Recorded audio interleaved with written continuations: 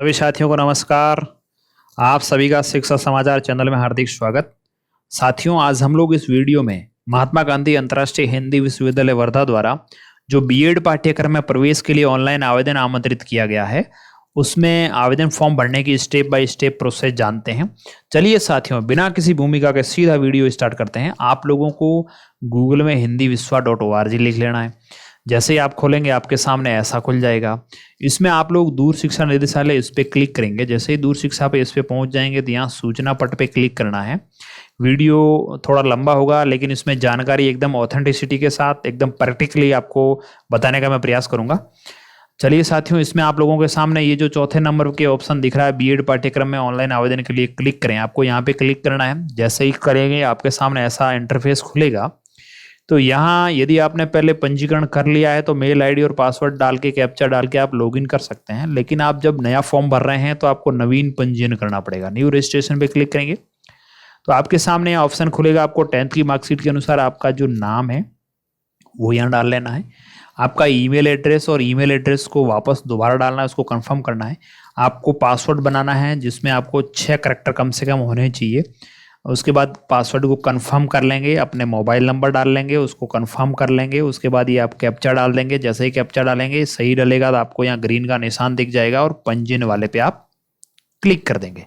जैसे ही पंजीयन पे क्लिक करेंगे, आपके सामने आपने जो डाटा डाला है वो शो होगा। आपने जो मेल आईडी दर्ज की थी उस पर मेल मिला होगा आपको। वो इनबॉक्स में जाके मेल चेक कर लें, उसमें ओटीपी जो आया वो ओटीपी डाल दें। यहाँ कैप्चा डाल के सबमिट ओटीपी क्लिक करें। यदि आपको ओटीपी नहीं मिलती है तो रीसेंड ओटीपी पे क्लिक करेंगे तो हो जाएगा। यह रजिस्ट्रेशन हो गया आपका सक्सेसफुली। रजिस्ट्रेशन होने के बाद आपने जो मेल आईडी डाली थी रजिस्ट्रेशन के समय, वो आप मेल आईडी डालेंगे, यहाँ पासवर्ड डालेंगे, कैप्चा डालेंगे। जैसे ही कैप्चा राइट होगा तो यहाँ ग्रीन का बटन आ जाएगा और लॉगिन पे क्लिक करेंगे। लॉगिन होते ही आपके सामने ऐसा इंटरफेस खुलेगा। आपको सबसे पहले अपनी है वो प्रोफाइल को पूर्ण करना होगा, कंप्लीट प्रोफाइल। जैसे ही कंप्लीट प्रोफाइल पे क्लिक करेंगे, आपके सामने ऐसा खुल जाएगा। उसमें आप लोगों को अपना फर्स्ट नेम, मध्यम नाम कोई है तो डालें, उपनाम है लास्ट नेम तो डालें, अन्यथा केवल फर्स्ट नेम से ही चल जाएगा। आपको अपना यहाँ जेंडर चूज करना है, अपना नाम या हिंदी में आपको टाइप करना है। आपको अपनी जन्म तिथि भरनी या महीना भरना और यहाँ ईयर भरना, एज ऑटोमेटिकली आ जाएगी। और यहाँ कैटेगरी, यदि आप जनरल कैटेगरी से बिलोंग करते हैं तो ठीक है, और ओबीसी से बिलोंग करते हैं तो जैसे ही इस पर क्लिक करेंगे, आप किस राज्य से बिलोंग करते हैं, कौन सी जाति से बिलोंग करते हैं, जैसे आप जिस भी राज्य से बिलोंग कर रहे हैं उसका सिलेक्ट करेंगे। आपको यहाँ अपनी जो भी जाति है वो आपको सेलेक्ट करनी होगी। आपकी वार्षिक आय 2022-23 की क्या है वो आपको सेलेक्ट करना है। सर्टिफिकेट आपके पास हैं तो यस करेंगे, सर्टिफिकेट के नंबर डालेंगे और सर्टिफिकेट किस डेट को इश्यू हुआ वो डेट डाल देंगे। ठीक है साथियों, ये आपको सर्टिफिकेट देख लेना है, उसके अनुसार करना है। यदि आप SC/ST कैटेगरी से हैं तो सर्टिफिकेट नंबर और डेट, EWS कैटेगरी से तो आपको सर्टिफिकेट नंबर डालने होंगे और किस डेट को इश्यू हुआ और आपकी आय क्या है वो आपको डालनी होगी। मैं जनरल कैटेगरी से भरना चाह रहा हूँ तो आपको कोई डिटेल डालने की आवश्यकता नहीं है। आपके mobile number, mail ID automatically दिख ही रहे हैं आपको यहाँ ब्लड ग्रुप सेलेक्ट करना है। कई लोग कहते हैं कि यार हमने तो ब्लड ग्रुप मालूम ही नहीं है। आप जो भी ठीक लगे आप वो डाल सकते हैं, ऐसा कोई इश्यू नहीं है। अब आप क्या भारत के नागरिक हैं, यस या नो आपको यहाँ करना है। आप धर्म किससे बिलोंग करते हैं, जिस भी धर्म से बिलोंग करते हैं वो आपको यहाँ कर देना है। अल्पसंख्यक है या नहीं है वो आपको कर देना है। आपका जन्म स्थान, यहाँ आपको अपने गांव शहर का नाम लिखना है। कंट्री चूज करनी है, स्टेट और डिस्ट्रिक्ट सेलेक्ट करना है। आपके पारिवारिक विवरण, माता का नाम आपको यहाँ इंग्लिश में डालना है या हिंदी में डालना है। फादर नेम यहाँ आपको इंग्लिश में लिखना है और यहाँ आपको हिंदी में लिखना है।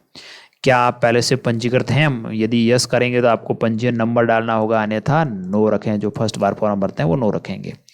यदि आप विशेष कैटेगरी से बिलोंग करते हैं तो उसको कैटेगरी को चूज करें, अन्यथा नो कर दें। कश्मीरी हैं तो यस करें, अन्यथा नो करें। प्रधानमंत्री वाले उस कैटेगरी में आते हैं, यस करें, अन्यथा नॉट एप्लीकेबल करें। यहाँ आपको पत्राचार एड्रेस भरते समय पूरी सावधानी रखनी है, क्योंकि यूनिवर्सिटी द्वारा भविष्य में जो भी आपकी मार्कशीट वगैरह सेंड की जाएगी, डिग्री वगैरह, तो इस एड्रेस पे ही आने वाली है। तो आप एड्रेस है वो अच्छी तरह से देख करके ही भरें। आपको कैटेगरी, यहाँ अपनी कंट्री चूज करनी है, स्टेट, सिटी और पिन कोड भर देना है। यदि आपका स्थायी और पत्राचार एड्रेस सेम है तो आप यहाँ पे क्लिक कर देंगे, अन्यथा मैनुअली लिख लेंगे। आपको यहाँ अपनी बैंक का डिटेल डालना है, खाताधारक का नाम, अकाउंट नंबर वेरीफाई कर लें, बैंक सेलेक्ट कर लें, IFSC कोड और सेव एंड नेक्स्ट पे क्लिक करना होगा। जैसे ही आप प्रत्येक भाग में सेव एंड नेक्स्ट पे क्लिक करेंगे तो आपने जो भी डिटेल इस भाग में भरी थी वो डिटेल आपके सामने शो होगी। आप उसको एक बार वापस वेरीफाई कर लें कि मैंने जो डिटेल भरी वो सही है या नहीं है। यदि सही है तो आपको नेक्स्ट पे क्लिक करना है, और सही नहीं है तो अपडेट वाले पे करना है। ये प्रक्रिया प्रत्येक भाग में होने वाली है। साथियों, वीडियो को थोड़ा छोटा करने के लिए मैं इसमें इस भाग को थोड़ा आपके सामने नहीं दिखाऊंगा, ताकि यदि आप जब भी कोई भी भाग भरेंगे फॉर्म का, उसकी एक बार आपको वेरीफाई के लिए शो होगा। यदि वो ओके है तो आपको नेक्स्ट पे क्लिक करना है, और यदि उसमें कोई आवश्यक संशोधन है तो आप अपडेट पे क्लिक करेंगे तो वापस वही खुल जाएगा। ठीक है, तो नेक्स्ट पे क्लिक करते हैं अपन। जैसे नेक्स्ट पे क्लिक करेंगे आपके सामने ये खुलेंगे। यदि आप एनसीसी से बिलोंग करते हैं, सर्टिफिकेट है तो यस करें, अन्यथा नो। आपके पास किसी प्रकार के खेल का ऐसे स्पोर्ट्स का कोई सर्टिफिकेट, यस करें, अन्यथा नो करें। आपको हिंदी और इंग्लिश ये दोनों चीज़ें, रीडिंग, राइटिंग और स्पीकिंग आना जरूरी है। इसको आपको सभी को सेलेक्ट करना है। यदि आप दूसरी लैंग्वेज जानते हैं तो लैंग्वेज यहाँ लिख दें और इनको सेलेक्ट कर दें। सेव एंड नेक्स्ट करेंगे तो आपके सामने वापस वही दिखेगा।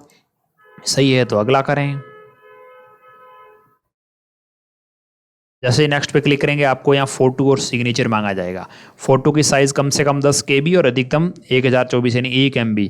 10 KB से लेकर के 1 MB के बीच होने चाहिए। जो भी डॉक्यूमेंट्स आप आगे अपलोड करने वाले हैं, PDF में मार्कशीट वगैरह जो भी अपलोड करेंगे, उसकी साइज मैं यहाँ बता देता हूँ।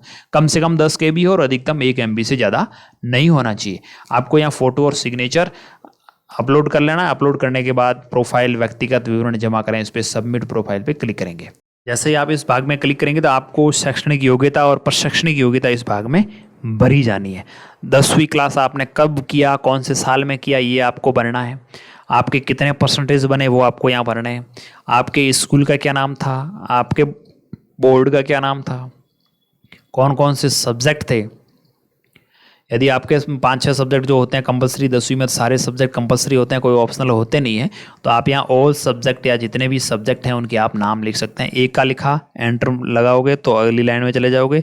इस प्रकार से आप सारे सब्जेक्ट लिख सकते हैं। आपने कौन सी डिवीजन से पास किया वो आपको लिखना है। इसी प्रकार से 12वीं का आपको डाटा भरना है, कौन से सन में किया, कितने परसेंटेज बने, विद्यालय का नाम, बोर्ड का नाम, सब्जेक्ट जो भी आपके ऑप्शनल रहने वाले सब्जेक्ट थे वो डाल दें, किस डिवीजन से पास हुए हैं। इसके बाद आपको स्नातक का भरना है, स्नातक कौन से साल में किया, कौन कौन से सब्जेक्ट थे आपने। यदि आपने किसी ऑनर सब्जेक्ट यानी एक सब्जेक्ट विशेष से स्नातक किया तो उसको यस करके उसकी डिटेल भरेंगे, अन्यथा नो करेंगे। आपने कौन से बोर्ड से किया है, वो महात्मा गांधी वाला बोर्ड है, इंस्टीट्यूट सॉरी, या फिर अदर्स से किया, अदर्स करते आपको उस इंस्टीट्यूट का नाम लिखना है, कॉलेज का नाम लिखना है, पाठ्यक्रम का नाम लिखना है, जैसे बैचलर ऑफ एजुकेशन या bachelor of arts, bachelor of science, जो भी आपके है वो आपने किस डिवीजन से उत्तीर्ण किया और कितने परसेंटेज बने। आपके यदि मास्टर यानी स्नातकोत्तर हैं तो आप उसकी डिटेल भरें, अन्यथा यदि आपके MA वगैरह नहीं कर रखा है, MSc, तो आपको भरने की आवश्यकता नहीं है। और सेव एंड नेक्स्ट पे करेंगे। जैसे ही सेव एंड नेक्स्ट पे आप क्लिक करेंगे तो आपके जो भी आपने डाटा भरा वो आपके सामने एक बार पुनः शो होगा। उसको वेरीफाई कर लें, ओके हैं तो नेक्स्ट करें, अन्यथा उसको अपडेट वाले पे बटन पे क्लिक करके वापस अपडेट कर पाएंगे। जैसे आपने नेक्स्ट किया, इस पे आप लोगों को कक्षा 10वीं की मार्कशीट, 12वीं की मार्कशीट और ग्रेजुएशन की मार्कशीट BA वाली और एक्सपीरियंस सर्टिफिकेट, और आपने जो BSTC DLED कर रखा है उसकी दोनों मार्कशीटें 2 साल की, और जो सर्टिफिकेट है मार्कशीट और सर्टिफिकेट, उन तीनों की एक PDF बना के डालना है। इसमें PDF की साइज़ 1 MB से ज़्यादा नहीं होनी चाहिए। आप JPG में भी ये चीज़ें कर सकते हैं, लेकिन JPG में सारी चीज़ें एक बार आएगी नहीं। तो आप लोग देख पा रहे होंगे, इसको अपलोड करने के लिए आपको कम से कम 10 KB और अधिकतम 1 MB से ज़्यादा की फाइल नहीं होनी चाहिए। अब यहाँ आपको सबसे डाउट ज़्यादा होगा इस एक्सपीरियंस सर्टिफिकेट में। तो एक्सपीरियंस सर्टिफिकेट किसी बड़े अधिकारी से नहीं बनवाना है, आपके स्कूल के जो HM है उनके हाथों से ही बनवाना है, उनके द्वारा ही बनवाना है। आपकी प्राइमरी स्कूल है, आप 2 स्टाफ हैं, वो HM है, उनके द्वारा बनवा सकते हैं, कोई इश्यू नहीं चलेगा। नॉर्मल सी लैंग्वेज लिखनी है, आप स्कूल का नाम लिख दें, ऊपर कार्यालय का नाम, उसके नीचे प्रमाण पत्र लिख दें और आउटवर्ड नंबर और डेट जरूर डालें, और लिखें कि प्रमाणित किया जाता है कि फला फला राम हमारे इस स्थानीय विद्यालय में इस तारीख से अध्यापक के पद पर कार्यरत हैं और इनकी सेवा है वो इतने वर्ष की हो चुकी है, हम इनके उज्जवल भविष्य की कामना करते हैं। ऐसा नॉर्मल सा आपको एक्सपीरियंस सर्टिफिकेट बना के अपलोड कर देना है। इस एक्सपीरियंस सर्टिफिकेट का परफॉर्मा बना करके मैं आपको PDF है वो वीडियो के डिस्क्रिप्शन में डाल दूंगा, वहाँ से आप डाउनलोड कर पाएंगे। आप सारे अपलोड करने के बाद यहाँ प्रीव्यू पे क्लिक करेंगे। जैसे ही आपने प्रीव्यू पे क्लिक किया, आपका फॉर्म आपके सामने खुल जाएगा। इसमें सारी डिटेल आपको एक बार पुनः दिखाई जाएगी, सबको देख लें, ओके हैं तो नेक्स्ट नेक्स्ट करते जाएं और आपको है वो आगे बढ़ते जाना है। और सबसे लास्ट में पे फी यहाँ ऑप्शन आ रहा है, आपको इस पर क्लिक करना है। जैसे ही आप इस पर क्लिक करेंगे आपके सामने एक बार पुनः वापस आपको फॉर्म दिखेगा। यहाँ आपको वेरीफाई करना है आपके नाम, date of birth, category, gender, mother name, father name, address, सारी चीज़ें जो भी मैंने डॉक्यूमेंट अपलोड किए हैं वो सब एकदम सही हैं, ये आप करने हैं। और यदि कुछ आप इसको पेमेंट बाद में करना चाहें तो पे लेटर पे करेंगे, और आप पेमेंट अभी करना चाह रहे हैं तो इस पेमेंट गेटवे पे क्लिक करेंगे। आपको अब 500 रुपये इसकी शुल्क देनी होगी। पिछले साल केवल 100 रुपये था और इस बार आप लोगों को 500 रुपये इसका शुल्क देना है, आवेदन शुल्क। जो भी शिक्षण शुल्क है वो आपका सिलेक्शन होने के बाद दे होगा। अभी आप लोग जो ये फॉर्म भर रहे हैं उसकी शुल्क आपको देनी है। या आपको अपना बिलिंग नेम, अपना जो आवेदक उसका नाम डाल दें, उसका एड्रेस और पिन कोड डालते ही सारी चीज़ें ऑटोमेटिकली आ जाएगी। मोबाइल नंबर, मेल आईडी चाहें तो डाल सकते हैं। उसके बाद आप लोगों को पेमेंट का मोड सेलेक्ट करना है, credit card, debit card, net banking, Paytm, wallet, UPI, आप जिससे भी करना चाहें आपको एक ऑप्शन सेलेक्ट करना है और वो सबमिट करेंगे। तो सबमिट करते ही आपके जिस भी माध्यम से आप करना चाह रहे हैं उसकी ओटीपी आएगी, वो डालते ही आपकी शिक्षण शुल्क कट जाएगी। कभी कभार क्या होता है, पेमेंट कट जाता है लेकिन अपनी फीस भरी हुई नहीं बताती है, तो उसका भी मैं आपको समाधान बताना चाहूँगा। जैसे आपकी फ़ीस यदि एकदम सक्सेसफुली हो गई, रोक के तो फॉर्म की प्रिंट आ जाएगी। यदि फॉर्म की प्रिंट नहीं आती है और आपकी फ़ीस अटक जाती है तो आप लोगों को क्या करना है, इनकी होम साइड पे, इनके जो होम साइड है, जैसे ही आप लॉगिन करते हैं, लॉगिन करते ही जो पहला पेज आता है वहाँ पे इन लोगों का ये सहायता दे रखा है, उस पर आपको हेल्प वाले पे क्लिक करना है। माना कि आपके खाते से पेमेंट कट गया और वो यहाँ शो नहीं कर रहा है, तो आप लोग ये सहायता या संपर्क सूत्र, इस पे आप मेल डालेंगे। ये आपके सामने ईमेल आईडी और वेबसाइट दिख रही है, तो आप इस ईमेल आईडी पे जो भी आपकी समस्या है वो लिख करके मेल कर दें। आपने जो फॉर्म भरा, जो ट्रांजेक्शन आईडी वगैरह डाल दें, नाम डाल दें, तो तुरंत ही 1-2 घंटे में ही आपका मेल का रिप्लाई आ जाएगा और आपका फॉर्म है वो सबमिट हो जाएगा। आपको कतई दोबारा फीस भरने की आवश्यकता नहीं है यदि आपके खाते से डिडक्ट हो गई है तो। यदि फेल्ड हो गई है तो आप दोबारा काट सकते हैं। ये टोल फ्री नंबर है, यहाँ पर भी कार्य दिवसों में सुबह 10 बजे से शाम को 6 बजे तक आप कॉल कर सकते हैं और आराम से आपका जो भी समस्या होगी उसको अच्छी तरह से सुना जाता है। तो आप बेफिक्र रहें, इस प्रकार से फॉर्म आप स्टेप बाय स्टेप भर सकते हैं। अब अगली प्रोसेस ये रहती है कि आप लोगों को फॉर्म प्रिंट करने के बाद इसको भेजना भी है। ठीक है साथियों, ये फॉर्म आप भरने के बाद इस फॉर्म को आप लोगों को या तो आपने जो कॉलेज चूज़ की उस कॉलेज में, या फिर इस यूनिवर्सिटी का जो मेन कार्यालय है वहाँ पर आप इसको भेज सकते हैं। वेबसाइट पे आप लोगों को यूनिवर्सिटी का एड्रेस मिल जाएगा, उस एड्रेस पे आप लोग इस लिफाफे में जो जो आपने डॉक्यूमेंट्स अपलोड किए हैं उनकी प्रमाणित फ़ोटोकॉपी, यानी खुद फ़ोटोकॉपी करके, खुद सिग्नेचर करके लिफाफे में डाल के ऑनलाइन आवेदन फॉर्म भरने की अंतिम तिथि के 10 दिन बाद भी वहाँ पहुँच जानी चाहिए। इस हिसाब से आपको वहाँ भेजना है। ठीक है साथियों, इस प्रकार से आप लोग ऑनलाइन आवेदन फॉर्म स्टेप बाय स्टेप भर सकते हैं। यदि आपको फॉर्म भरने में कहीं पर भी 1% भी दिक्कत का सामना करना पड़े तो आप लोग हमको कमेंट करिए, हम उसका रिप्लाई करेंगे।